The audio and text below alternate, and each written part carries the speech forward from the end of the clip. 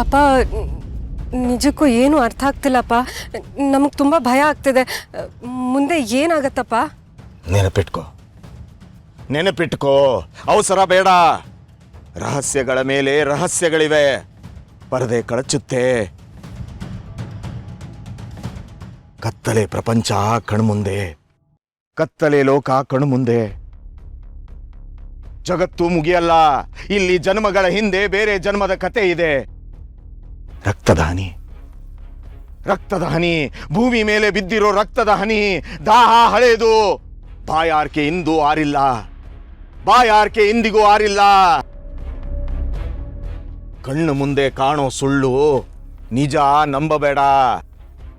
ಭೂತಕಾಲದ ಕರಾಳ ಇತಿಹಾಸ, ಕಳೆದು ಹೋದ ಗತಕಾಲದ ನೆನಪುಗಳು ಸಮಾಧಿ. ಬೆಂಕಿಯಲ್ಲಿ ಅಡಗಿರೋ ಬೂದಿ ಯಾರಿಲ್ಲ. ಎಲ್ಲರ ಬದುಕು, ಎಲ್ಲರ ಹಣೆಬರ ಬೆಸೆದುಕೊಂಡಿರುವ ಸಮ್ಮಿಲನ.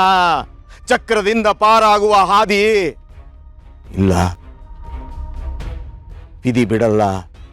ವಿಧಿ ಆಟ ಬೇರೆ.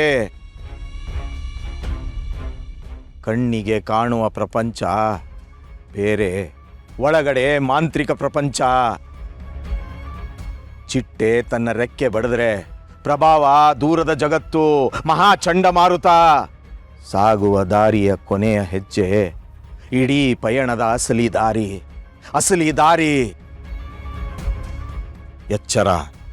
ಎಚ್ಚರ, ಜಾಗ್ರತೆ. ಮೈಯೆಲ್ಲ ಕಣ್ಣು, ನಂಬಿಕೆ ಸಲ್ಲ. ಮೈಯೆಲ್ಲ ಕಣ್ಣು, ಸತ್ಯ ಗೋಚರ. ಕಣ್ ತೆರೆದು ನೋಡು, ಆಘಾತ.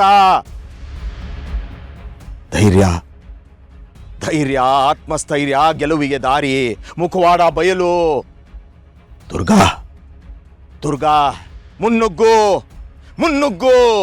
ಛಲ, ಶಕ್ತಿ, ಜಾಣ್ಮೆ. ಎಚ್ಚರ. ಘೋರ ಮುಖವಾಡ ಕಳಚುತ್ತೆ. ಘೋರ ಮುಖವಾಡ ಬಯಲು. ಸತ್ಯ ಕಣ್ಮುಂದೆ. ಕಣ್ಣಿಗೆ ಬಟ್ಟೆ ಸಲ್ಲ. ಪ್ರತಿ ಕ್ಷಣವೂ ಜಾಗ್ರತೆ. ಅಪ್ಪ, ಮೈಯೆಲ್ಲ ಕಣ್ಣಾಗಿರು. ಮುಖವಾಡ ಕಳ್ಚುತ್ತೆ. ಧೈರ್ಯ ಬೇಕು. ಬೇರೆ ಜನ್ಮದ ರಹಸ್ಯ, ಮುಖವಾಡ ಬಯಲು. ನಂಗಿಷ್ಟೇ ಅರ್ಥ ಆಗಿದ್ದು. ಆದರೆ ಯಾರ ಮುಖವಾಡ, ಯಾರ ಜನ್ಮ, ಯಾವ ಜನ್ಮ ನಂಗೊಂದು ತಿಳಿದಿಲ್ಲಪ್ಪ. ಅಕ್ಕ, ನಿನ್ಗೇನಾದ್ರೂ ಗೊತ್ತಾಯ್ತಾ? ಗೊತ್ತಾಗತ್ತೆ ದುರ್ಗಾ. ಅಪ್ಪ ಹೇಳ್ದಾಗೆ ಮೈಯೆಲ್ಲ ಕಣ್ಣಾಗಿರು. ಈಗ ನಿನಗೆ ಸತ್ಯ ತಿಳಿಯೋ ಸಮಯ ಬಂದಿದೆ ಅಂತ ಅನ್ಸತ್ತೆ.